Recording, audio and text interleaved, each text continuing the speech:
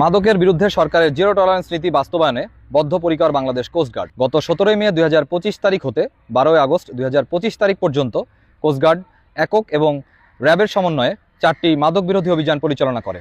এ সময় সর্বমোট 18 কোটি 8 লক্ষ টাকা মূল্যের 1,61,000 পিস ইয়াবা, 990 গ্রাম ইয়াবা তৈরির পাউডার, 2 কেজি ক্রিস্টাল মেথ ও 10 কেজি গাঁজা জব্দ করা হয়।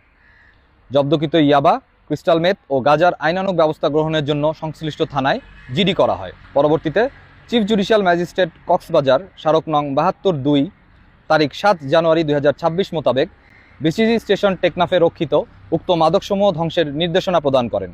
প্রাপ্ত নির্দেশনা মোতাবেক আজ 10 জানুয়ারি 2026 তারিখ সকাল 10 ঘটিকায় কোস্টগার্ড স্টেশন টেকনাফে অতিরিক্ত chief judicial magistrate Cox's Bazar, senior judicial magistrate আদালত কক্সবাজার 1, সদস্য সচিব বিজ্ঞ জুডিশিয়াল ম্যাজিস্ট্রেট কক্সবাজার, ইনচার্জ মালখানা এবং মাদকদ্রব্য নিয়ন্ত্রণ অধিদপ্তর টেকনাফ বিশেষ জোনের প্রতিনিধিদের উপস্থিতিতে উক্ত মাদকসমূহ ধ্বংস করা হয়। এ সময় যৌথ অভিযানে অংশগ্রহণকারী র্যাব ও পুলিশের সদস্যবৃন্দ অংশগ্রহণ করেন। দেশের আইনশৃঙ্খলা পরিস্থিতি স্থিতিশীল রাখতে বাংলাদেশ কোস্টগার্ড 24 ঘন্টা টহল জারি রেখেছে, যার মাধ্যমে কোস্টগার্ডের আওতাধীন উপকূলীয় এবং নদী তীরবর্তী অঞ্চলের আইনশৃঙ্খলা পরিস্থিতি অনেকাংশে উন্নত হয়েছে। মাদকের ভয়াল থাবা থেকে তরুণ প্রজন্মকে রক্ষায় কোস্টগার্ড ভবিষ্যতেও এ ধরনের অভিযান অব্যাহত।